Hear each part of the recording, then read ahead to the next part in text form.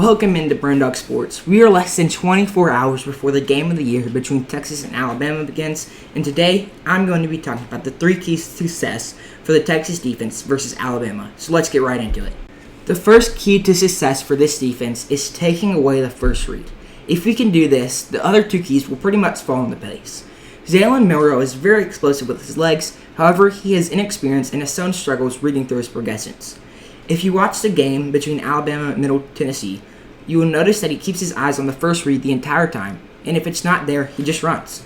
His arm just isn't that talented either, so he will struggle to fit the ball in the tight paces. So as long as we can at least stay close to his first read, I think we'll be able to force him to leave the pocket early and take off. This is by far the most important key to this game on both sides of the ball. If we do this, I think we put ourselves in a very, very good position to win this game.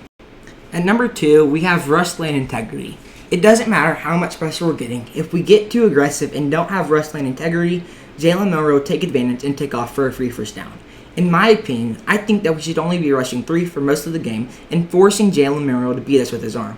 However, if we rush with 3, we have to make sure we aren't getting over-aggressive and looking to sack Milroe every play. I also want to see our linebackers making sure they never turn their backs to the QB, because if Milroe sees that, it's over. I'm curious to see how PK uses Jaylan Ford as a spy, or if he does it all. At the end of the day, if we can stick to our rush lane integrity, it will force Jalen Milroe to beat us with his arm, which I don't think he can do. If he does, we take our cap and we move on to the next game. At number 3, we have T'Vondre Sweat and Byron Murphy.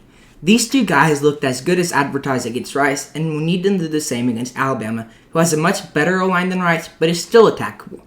These are big games for both these guys and their future with football, especially for T'Vondre Sweat in his senior year. Scouts are going to be all over this game, and I think they are both pretty aware of that.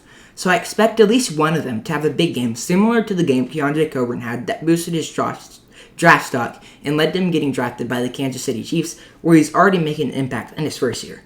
Both of these guys have the ability to completely take over a game at the line of scrimmage, which I expect them to do.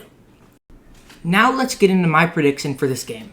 I really think this is going to be a defensive game, and it's going to come down to which defense can force the most turnovers and which offense makes the least mistakes.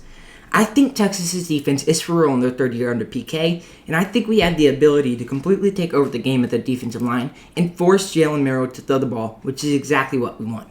Alabama's defense is no joke either, but I think our O-line plays just good enough, and Quinn Ewers, the more experienced QB, ultimately makes less mistakes than Jalen Milroe, and Texas wins this game in an absolute slugfest, 27-21. I can't wait for this game tomorrow. Thank you so much for watching. Make sure you like, subscribe, and comment, and hook 'em.